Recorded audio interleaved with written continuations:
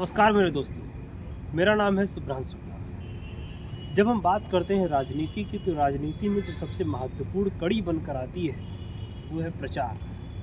प्रचार किस लिए? तो सत्ता पाने के लिए। और इसीलिए कॉरपोरेट चंदा देता है सरकारों को, इसीलिए सारे तामझाम होते हैं, इसीलिए बड़े बड़े नेता अपने एसी वाले कमरों को छोड़कर सालों साल या कहें कि हर चुनाव में भ्रमण करते हैं, जाते हैं जनता के बीच।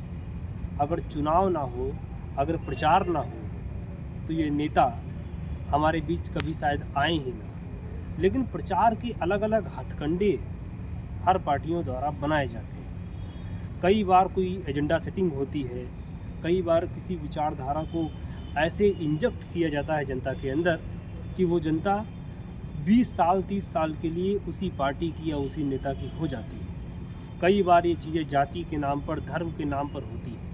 कई बार किसी भी चीज़ को ग्लैमराइज किया जाता है। और इस ऐसी ही एक चीज़ के बारे में हम आज चर्चा करेंगे, उसका नाम है बुलडोज़र एक्शन। बुलडोज़र एक्शन जब हुआ उत्तर प्रदेश में, और जब खूब इसका पीआर और एडवर्टीजमेंट किया गया, उसके बाद इसकी मांग बढ़ने लगी और इसकी मांग बढ़कर पहुंच जाती है मध्य प्रदेश तक, मांग बढ़कर पहुंच जाती है छत्तीसगढ़ तक, राजस्थान तक, और तो और तेलंगाना तक, उत्तराखंड तक। और जब इसकी मांग बढ़ती है, बुलडोज़र एक्शन लगातार होता है, जिसमें इंस्टेंट जस्टिस का नाम दिया जाता है। और इसके द्वारा आज किसी ने कोई दूसरा अपराध किया, कल उसकी प्रॉपर्टी जब्त हो जाती है या उसकी प्रॉपर्टी ध्वस्त कर दी जाती है, और उसके साथ साथ उसके वाहनों को भी ध्वस्त कर दिया जाता है। तो हमें ध्यान आता है जस्टिस वी.आर. गवई की उस बेंच का वो निर्णय जो 17 सितंबर 2024 को लिया गया था, और उसमें कहा गया था कि 1 अक्टूबर 2024 तक सारी बुलडोज़र कार्रवाइयाँ रुक जानी चाहिए।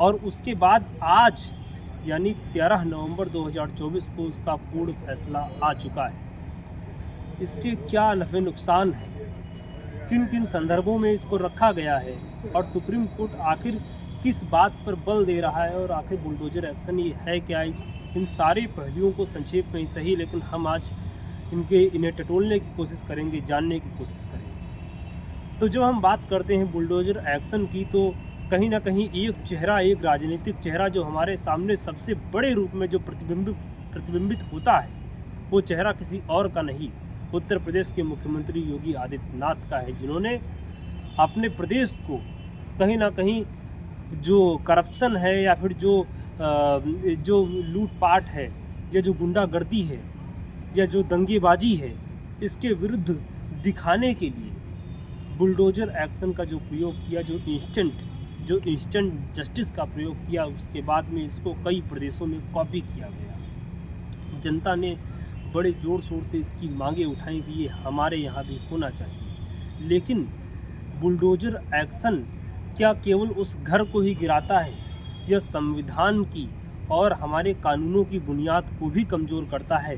यह भी एक महत्वपूर्ण पहलू है, जिसने आज सुप्रीम कोर्ट को ये मजबूर कर दिया है कि सुप्रीम कोर्ट इस पर पूरी तरह से रोक लगा दे। अभी तक जो अवैध निर्माण होते थे, उनको गिराने से पहले 15 दिन पहले नोटिस दिया जाता है कि आपका निर्माण अवैध है, आपने किसी सरकारी ज़मीन पर अधिग्रहण करके अपना घर या कुछ अपनी जो प्रॉपर्टी है इसको बनाया है, और ये गिरा दी जाएगी। 15 दिन का समय दिया जाता है, और अगर वो चाहे तो उसके खिलाफ मुकदमा भी कर सकता है, केस भी लड़ सकता है, स्टे भी ला सकता है, उसको रोक भी सकता है। लेकिन तब क्या हो, जब किसी ने कोई दूसरा अपराध किया हो और उस दूसरे अपराध को मूल मानकर उसके घर को, उसकी प्रॉपर्टी को ध्वस्त कर दिया जाए, उसे जब्त कर लिया जाए। संयुक्त राष्ट्र को भी यह कहीं ना कहीं कहना पड़ा कि कहीं ना कहीं ये अल्पसंख्यक लोगों के खिलाफ उनको न्याय से दूर रखता है, या उनके खिलाफ कहीं ना कहीं ये चीज़ खड़ी होती है। और यह भी कहना पड़ा, सरकार इसके द्वारा भूमि पर अधिग्रहण भी कर सकती है, सरकार खुद, जो कि प्राइवेट ज़मीनें हैं। अब जब हम बात करते हैं, सुप्रीम कोर्ट कहता है कि ऐसी स्थिति अब नहीं होनी चाहिए, अब अधिग्रहण या अब जो है किसी भी ज़मीन पर किसी भी दूसरे केस के मातहत या किसी भी दूसरे केस को आधार बनाकर किसी के मकान को गिराना नहीं चाहिए, क्योंकि उस मकान को बनाने में कहीं ना कहीं उसके पूरे संपूर्ण जीवन का निवेश होता है। और मकान जब गिरता है तो केवल उसे वो सज़ा नहीं मिलती, जब बल्कि उसके पूरे परिवार को ये सज़ा, ये दंड मिलता है। तो सुप्रीम कोर्ट ने आज जस्टिस BR गवई की बेंच ने ये कहा कि जो पूरे देश के अंदर किसी भी अपराध को मूल बनाकर या किसी भी अपराध को आधार बनाकर किसी के मकान को, किसी की प्रॉपर्टी को न जब्त किया जा सकता है, न ध्वस्त किया जा सकता है, अगर वह प्रॉपर्टी बनी है किसी पब्लिक प्रॉपर्टी पर। अगर कोई पब्लिक प्रॉपर्टी है, कोई फुटपाथ है, कोई सड़क है, कोई मैदान है, अगर उस पर कोई घर बनाता है, अपनी बिल्डिंग खड़ी करता है, तो उसकी बात अलग है। तो ये आज का फैसला है। इसको सब अलग अलग पहलुओं में ले सकते हैं, लेकिन ये पहला पहलू बहुत महत्वपूर्ण है, फैसला बहुत महत्वपूर्ण है हमारे देश की जमहूरियत के लिए, आइन के लिए। और ऐसे ही इस पे जो आगे इसका इम्प्लीमेंटेशन जैसे होता है, सुप्रीम कोर्ट ने कहा है कि अगर कोई अधिकारी जो इसकी वीडियोग्राफी होगी, अगर कोई गिराया भी जाएगा, वो सरकारी ज़मीन पर भी बना है, फिर भी उसकी वीडियोग्राफी होगी, उसको मौका दिया जाएगा 15 दिन का। वो खुद भी गिरा सकता है, इसका भी मौका दिया जाएगा, वो केस कर सकता है, इसका भी मौका दिया जाएगा।